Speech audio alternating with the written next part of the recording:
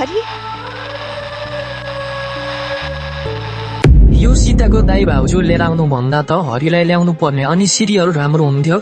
यो दाइ भाउजूको कारणले गर्दा सिरियल खन्द लाग्यो भन्ने को हुनुहुन्छ र सीताको दाइ विनोद र उसको भाउजू आएर सिरियल राम्रो लागिरहेको छ भन्ने को हुनुहुन्छ त्यो कमेन्टमा धारणा राखिदिनु होला। हरि मरेर गइसकेका छन्, तर हरि मरे पनि अझै एउटा इन्ट्रेस्टिङ कुरा के छ भने सृष्टिको पेटमा हरिको बच्चा होला कि नै, अनि सीताको अब बच्चा छोरा हुन्छ कि नै कि बच्चा हुँदैन, अनि अब सीताको दाइ र उनको भाउजू चाहिँ कति समयको लागि सीता सिरियलमा आएका हुन्, के कारणको लागि सीता सिरियलमा आएको हुन्, यो सबै कुराको जानकारी म यो भिडियोको अन्त्यसम्म बताउने छु। अनि हजुरहरू मेरो च्यानलमा नयाँ हुनुहुन्छ भने च्यानललाई सब्स्क्राइब गरेर सदस्य बन्न सक्नुहुन्छ। अब कुरा गरौँ सीताको दाइ विनोदबाट। सीताको दाइ विनोदको कुरा गर्नु पर्दा वास्तवमा उनीहरू इन्डिया बसेर आएका हुन्। उनी सानै छँदाखेरि हराएका थिए, त्यो कारणले गर्दा केही समयपछि मतलब धेरै वर्षपछि नै उनी गाउँ फर्केर आउँछन्। गाउँ फर्केर आउनुको मेन कारण के हुन सक्छ, त्यो कारण भनेको उनीहरू इन्डिया जहाँ उनले आफ्नो छोरालाई पनि छोडेर आएका छन् त्यो ठाउँमा चाहिँ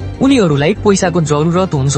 त्यो कारणले गर्दाखेरि गाउँमा भएको पुर्खौली सम्पत्ति बेच्न गाउँ फर्केर आएका हुन्छन्। त्यो पनि उनको बुढीको कारणले गर्दा विनोदलाई चाहिँ गाउँको सम्पत्ति बेचेर यो ऋण चाहिँ चुक्ता गर्न सकिन्छ भन्ने जस्तो कुरा बुढीले गरिसकेपछि विनोद र उनको बुढी भएर गाउँ फर्केर आउँछन्। तर गाउँ आए पनि सीताको आमालाई भने त्यो गाउँ छोडेर जान मन नै छैन, तर विनोदले भने सम्पत्ति बेचेर आमालाई पनि उतै लिएर जान्छु भन्ने तरिकाले आएका छन्। तर के अब विनोदले सीताको आमालाई लगेर जाला त गाउँको सम्पत्ति बेच्ला नि त? यति समयसम्म विनोद घरमा नै थिएनन्। आफ्नो बहिनीले मतलब सीताले आमालाई पालिरहेको थिइन्, ख्याल गरिरहेको थिइन्। सीता विवाह गरेर गइसकेपछि रमेशले सीताको आमालाई बालाई एकदम धेरै ख्याल गरेका थिए। अब एक्कासी यति वर्षपछि विनोद आएर आमालाई लिएर जान्छु भनेर त पाउँदैनन्। सीताको आमा पनि त्यो गाउँ छोडेर जानेवाला छैनन्। त्यो कारणले गर्दा अब रमेशको र विनोदको पनि एकदम ठुलो झगडा हुनेवाला छ।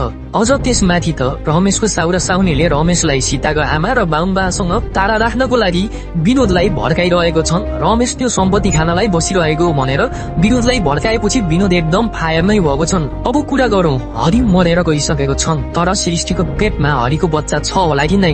कुरा के छ भने हरि मरेर गइसकेका छन्, सृष्टिको पेटमा अब हरिको नासो मतलब हरिको बच्चा छैन। अब सिरियलमा हरिलाई जोडेर कुनै पनि कुराहरू गराउन छाडिँदै गइन्छ। अब सिरियलमा सृष्टि र पर्वतेको जोडी चाहिँ अगाडि बढाइँदै गइन्छ, तर पछि गएर सृष्टिको पेटमा हरिकै बच्चा हुन्छ।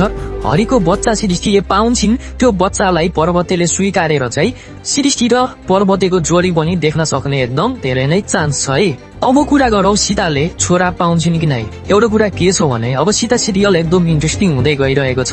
हजुरहरू कसले सीता सिरियललाई माया गर्नुहुन्छ त्यो कमेन्टमा भनिदिनु। अब म भन्छु सीताको छोरा हुन्छ कि नै भनेर। के छ भने अब सीताको छोरा सीता सिरियलमा अब फेरि चाहिँ हुँदैन है। सीताको सासू आमाले बोकाको रगत खुवाए पनि जे गरे पनि अब सीता सिरियलमा सीताको छोरा चाहिँ हुँदैन। अनि आजलाई यति सबै कुराको जानकारी हजुरमा आज मैले दिएको छु। हजुरहरूलाई भिडियो कस्तो लाग्यो लाइक कमेन्ट सेयर गर्न नभुल्नु होला। आजलाई हाम्रो भिडियो यति छ, अर्को भिडियोमा भेटौँला। त्यति बेलासम्मको लागि बाई, टेक केयर।